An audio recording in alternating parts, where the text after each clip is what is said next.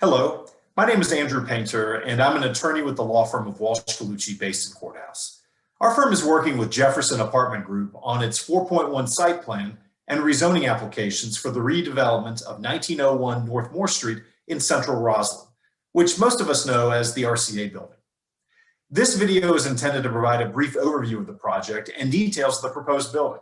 You can find more information about the project, as well as our slides from this presentation, on the county's website for the project.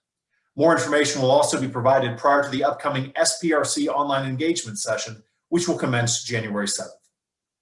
Before we dive into the project overview, I would like to turn it over to Greg Van Wee with Jefferson Apartment Group to introduce his company and its prior work in Arlington County. Greg? Hi, my name is Greg Van Wee, and I'm a Senior Vice President and Development Partner with Jefferson Apartment Group. We are a full-service real estate firm specializing in multifamily apartments and mixed-use real estate investments through our acquisition, development, construction, and property management services. Our company focuses on urban, transit-oriented markets up and down the East Coast. We have had the pleasure of working on several past projects in Arlington County, including the recently delivered J. Soul Apartments in Ballston and the Telus Apartments in Courthouse. We are excited about this gateway project at 1901 North Moore Street and what it means for continuing the exciting transformation of downtown Roslyn. We look forward to hearing your feedback throughout this SPRC process. With that, I'll hand it back to Andrew. Here's an aerial overview of the property. You can see that it's situated in Northeast Roslyn in close proximity to the Roslyn Metro Rail Station. The site comprises 30,000 square feet and houses the existing 13-story RCA office building, constructed back in 1969. Surrounding the site is a mix of newer and older buildings, including Roslyn Gateway to the west, Waterside to the east, and Central Place to the south. As you can see, the site is fairly narrow and slender, and it's surrounded on all four sides by streets: Route 29 to the north, North Moore Street to the west, North Lynn Street to the east, and 19th Street North on the south. It also features a substantial topographic drop of approximately 16 feet as one moves from south to north. You may also note that in the image on the right that it depicts a slightly larger site area of 46,425 square feet.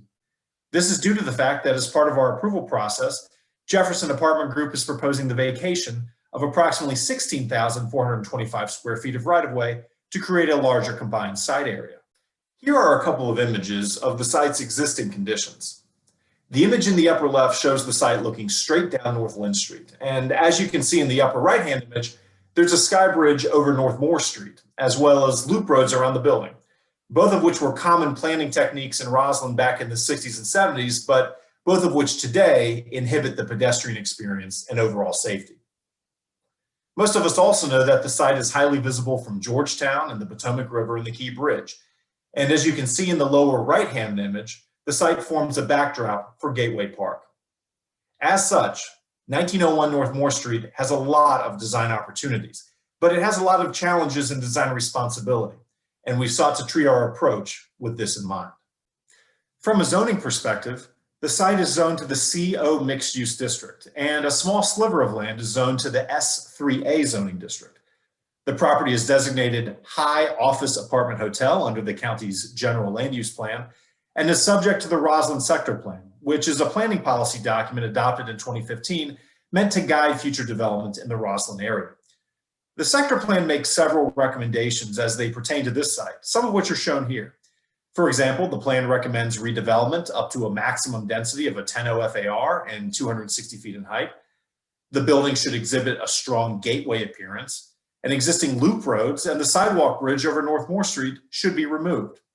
The plan also recommends ground floor retail along with sidewalks along all street frontages, and recommends below-grade parking wherever possible. And where above-grade parking is provided, it should be appropriately screened. So, with that as background, what exactly is being proposed? We're proposing to redevelop the site with a 27-story multifamily residential building that would feature 424 units, along with nearly 12,000 square feet of ground floor retail. The building would be 260 feet tall at a 10.0 FAR, in line with the sector plan's recommendations. In terms of parking, 290 parking spaces would be provided in a 4-level garage. And given the presence of bedrock and topographic constraints, and the fact that the building sits directly atop a Metrorail tunnel, we are proposing 2.5 levels of parking below grade with 2 levels above grade that will be appropriately screened. In order to realize this vision, 3 legislative applications from the Arlington County Board will be required. First, and as I mentioned earlier, we are seeking the vacation of approximately 16,425 square feet of county-owned right-of-way to create the full project site. Second, we will be rezoning the entire site to the CO Roslyn zoning district, which is the preferred zoning district for properties redeveloping Roslyn under the sector plan's guidance. And lastly, we will be seeking a 4.1 site plan for the building. We filed all 3 requests in May of 2020. We've been working over the past several months with county staff. They were formally accepted for processing in November of 2020. Now I'll hand it off to our architect, Shalom Baranis at Shalom Baranis Associates, to walk you through the building's design. And as I think you'll see, the proposal will complement surrounding structures while providing a refreshing and unique addition to Roslyn's skyline. Shalom. Thank you, Andrew. In addition to satisfying the sector plan goals that apply to the site, we've also identified several additional design goals we believe are quite important. They start with the notion that beyond creating an iconic gateway from Key Bridge, the entire building should embody a distinguished and memorable character, no matter where it's viewed from. We want to enhance the public experience, and that will come from both introducing porosity across the length of the site, as well as from creating a vibrant experience with the treatment of both the retail and the landscaping at ground level. Additionally, we want to connect the building's tenants with nature and create a varied and rich experience for all of them. The site is quite long and narrow, so you'll see that in order to avoid the effects of long, uninterrupted facades, we split and separated the building's massing along the north-south axis. The buildable zoning envelope is defined by the rectangular volume on the upper left of your screen, so that we could have continuous retail at the ground floor, but still allow light and views to penetrate through the center of the block. We introduced a sky window illustrated in diagram 2. In diagram 3, you can see that we then sculpted the top of the building and recessed a portion of the east facade to create terraces. And finally, diagram 4 indicates how we further articulated the building masses with 2 different facade treatments, a light and dark palette of materials. Here's a rendering of the building from Key Bridge, and it is here that you start to appreciate the distinct expression of the massing of the retail podium and the 2 separate wings of the building. The light-colored north wing floats dramatically above the podium, while the darker south wing is grounded and lands at the plane of the sidewalk. The full breadth of the sky window is visible here in the east elevation. It is 18 stories tall and it's 60 feet wide. The large aperture of the sky window will allow light to penetrate through the center of the block and sunlight to reach sidewalks on both the east and west sides of the building. The terrace at the base of the sky window will be planted with light birch and aspen-like trees, which will be accessible to the building's tenants and will also be visible from the public sidewalks below.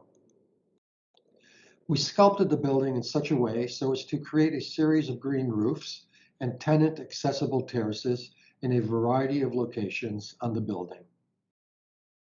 We're also quite cognizant of the need not to interrupt the views from the Central Place Observatory. The image in the lower left of the screen demonstrates how we've accomplished that. The only portion of our building that will be visible from the observatory is that vertical red sliver to the right of the building rendered in blue.